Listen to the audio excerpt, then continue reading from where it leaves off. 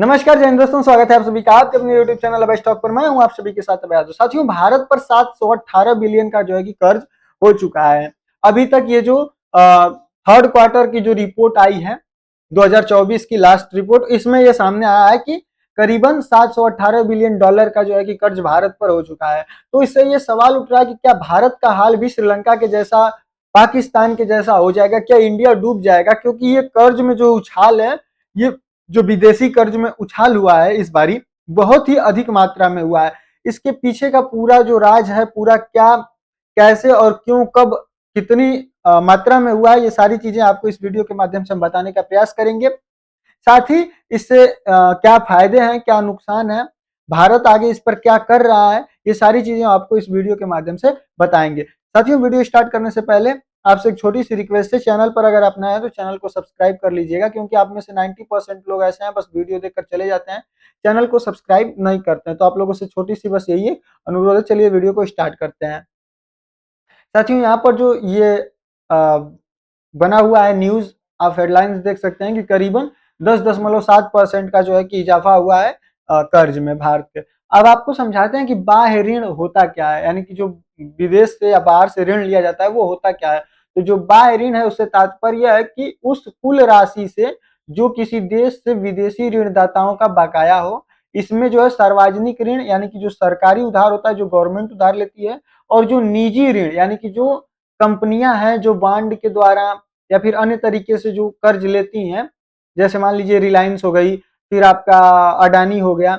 तो जो अडानी कंपनी हो गया, रिलायंस कंपनी हो गया, तो ये लोग जो है कि अपने बॉन्ड जो है कि विदेशों में जारी करते हैं और वहां से जो ये लोग कर्ज लेके आते हैं। तो जो गवर्नमेंट कर्ज लेती है और ये लोग जो कर्ज लेते हैं, दोनों ही इसमें शामिल होते हैं। ठीक है।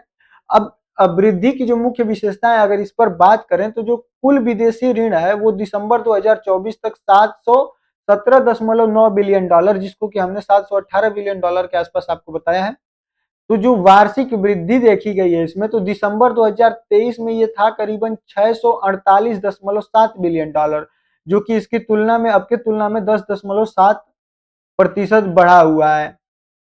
तो जो तिमाही दर उधार है, जो तिमाही दर, तिमाही मतलब कि देखिए, इसका आधार ये है कि क्वार्टर वाला, यानी कि आप लोगों को पता है कि 12 महीने में 4 क्वार्टर होते हैं, 3-3 महीने का एक क्वार्टर होता है, जिसमें कि आपका डाटा निकाला जाता है हर 3 महीने का। तो जो सितंबर वाला था, इसके अंत में जो निकाल के आया था वो 712.7 बिलियन अमेरिकी डॉलर के स्तर से बाहरी ऋण में जो है कि 0.7% की वृद्धि हुई थी।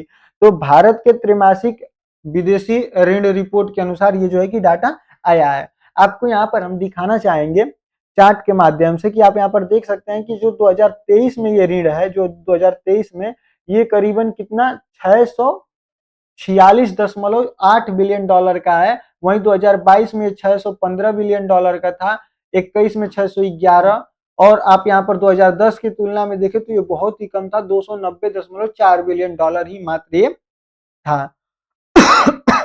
सॉरी। साथियों, बाह्य ऋण में वृद्धि हुई क्यों? अगर इसकी बात करें तो इसका जो मुख्य रूप से बताया जा रहा है कि पहला जो एक कारण है वो है करेंसी एक्सचेंज रेट में जो मूवमेंट हो रहा है उसकी वजह से, यानी कि जो डॉलर आपका देख रहे हैं वो महंगा हो रहा है रुपए के हिसाब से। यानी कि अब $1 आपको पता है कि करीबन हो गया था कितने रुपए के पास, 88 रुपए के आसपास ये पहुंच चुका था। फिलहाल तो ये कम हुआ है, कुछ 86-88 के आसपास आया है।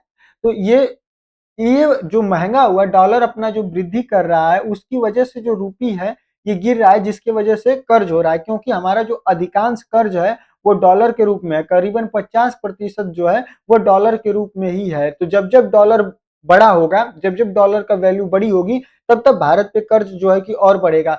अगर इसका आकलन किया जाए तो इसके मूल्यांकन के बाद ये जो है कि टोटल निकल कर आता है, इस तिमाही में जो निकल कर आया वो है करीबन 12.7 बिलियन डॉलर के वृद्धि में इसका योगदान है। यानी कि टोटल कर्ज में 12.7 बिलियन डॉलर तो इसीलिए बढ़ गया है क्योंकि डॉलर जो है कि मजबूत हुआ था। ठीक है, आगे बढ़ें तो जो दूसरा कारण दिया जा रहा है वो है कि गैर सरकारी संस्थाओं द्वारा जो है कि उधार लेना, यानी कि यह वृद्धि में मुख्यतः केंद्र सरकार की ओर से नहीं थी, बल्कि वास्तव में जो केंद्र सरकार के बाह्य ऋण में कमी आई है, लेकिन जो सॉरी, जो नए ऋण हैं उनमें जो अधिकांश हैं वो गैर सरकारी जो कॉरपोरेट कंपनियां हैं उन लोगों द्वारा ये चीज को लिया गया है, कर्ज को लिया गया है। अब अगर हम बात करें कि इसमें कौन कितना प्रतिशत है जो ये जो कर्ज है उसमें किसका कितना प्रतिशत योगदान है, तो जो सेंट्रल गवर्नमेंट का योगदान है, यानी कि सेंट्रल गवर्नमेंट ने जो है करीबन 22.1% ही जो है कि यहाँ से लिया हुआ है कर्ज। पूरे जो कर्ज है उसमें 22% का जो मात्रा है वो सेंट्रल गवर्नमेंट का है, बाकी अदर कंपनीज और जो चीजें हैं उनका है। अब अगर ये देखा जाए कि किस देश से किस माध्यम से ये जो है कि पैसा लिया गया है चार्ट के माध्यम से, तो आप यहाँ पर मल्टीलेटरल में देख सकते हैं, जैसे कि वर्ल्ड बैंक से 11%, एशियन बैंक से जो है कि 11% और अदर अदर जो सोर्सेस हैं उनसे 11% लिया गया है। जिसमें कि आप अगर अन्य देशों से बात करें तो जिसमें जापान से लिया गया है करीबन 11% टोटल कर्ज का, वहीं रसिया से 2%, जर्मनी से 2% और अदर जो है उनसे 1%, जिसमें से करीबन 51% आप लोग देख सकते हैं कि प्राइवेट प्लेयर्स वगैरह जो है कि इस कर्ज को लिए हुए हैं। अब अगर बात करें कि जो ब्रेकडाउन बाय करेंसी है उसमें कितना प्रतिशत है, मतलब कि करेंसी के हिसाब से किस किस करेंसी में कितना ज्यादा कर्ज है, तो जो यूएस के डॉलर में है वो करीबन 54.8% कर्ज जो है भारत के ऊपर वो डॉलर में है। वहीं 30.6% जो कर्ज है वो रुपी में है, और येन में 6.1%, और जो स्पेशल ड्राइविंग राइट्स है एसडीआर उसमें करीबन 4.7%, यूरो में 3%। तो इस तरीके से ये जो है कि पड़ा हुआ है। अब अगर एक्सटर्नल डिबेट टू जीडीपी रेशियो करें, यानी कि जीडीपी के आधार पर इसमें कितनी वृद्धि या फिर कितनी कमी हुई है, तो उसकी बात करें तो आप सितंबर 2024 में देखेंगे तो ये 19% था, जो कि दिसंबर 2024 में 19.1% है। हालांकि यह जो वृद्धि है मामूली है, लेकिन ऋण की स्थिति के आकलन करने के लिए इस अनुपात को बारीकी से नजर रखी जाती है। कम अनुपात का मतलब होता है कि अर्थव्यवस्था के आकार के सापेक्ष में जो ऋण है वो उसको वहन करने का जो हमारे पास साधन है वो बेहतर है।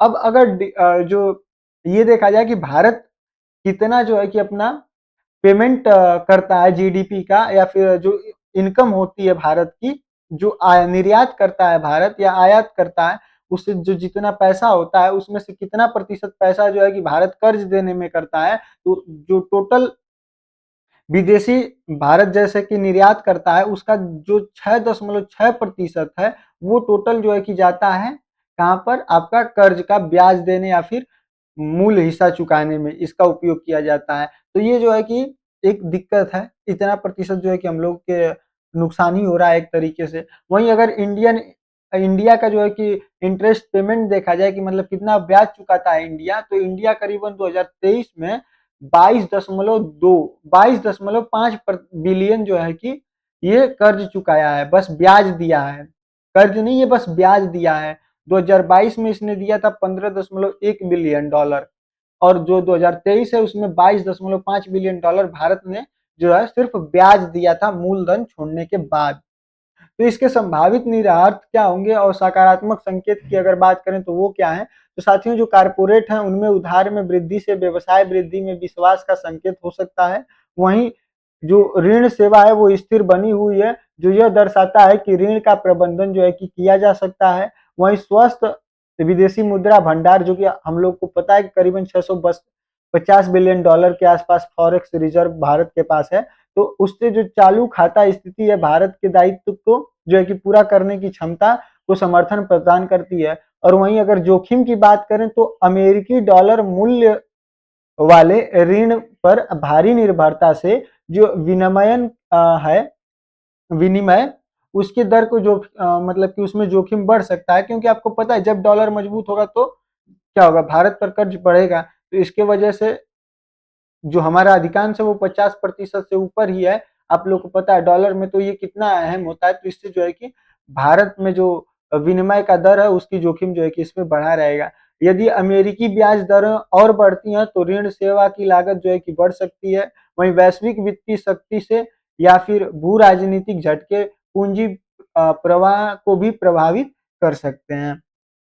दोस्तों अगर ये देखना चाहें कि किस देश के पास कितना ज्यादा कर्ज है, तो आप देख सकते हैं कि ब्राजील जो है उसके पास करीबन 607.1 बिलियन डॉलर का, ये 2023 के आधार पर बताया जा रहा है, ये जो है कि कर्ज है, जिसमें ये 24.5 बिलियन डॉलर जो है कि ये अपना बच चुकाया है 2023 में। उसके बाद इंडिया का नंबर है 22.5 बिलियन डॉलर, ये बस ब्याज चुकाने में दिया है, जिसमें कि करीबन 646.8 बिलियन डॉलर जो है कि भारत पर कर्ज था। तो इस तरीके से ये सारी चीजें हैं, जिसमें अगर सबसे अधिक में देखा जाए तो 2.4 ट्रिलियन डॉलर चाइना का है, जिसमें से इसने करीबन 49.8 बिलियन ये सिर्फ कर चुकाया, ब्याज चुकाया था 2023 में। बाकी देशों का आप यहाँ पर देख सकते हैं।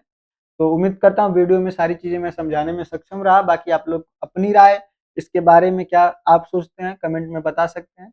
मिलते हैं अगले वीडियो में, तब तक किसी अन्य टॉपिक के साथ, तब तक के लिए लेते हैं विदा। जय हिंद, जय भारत।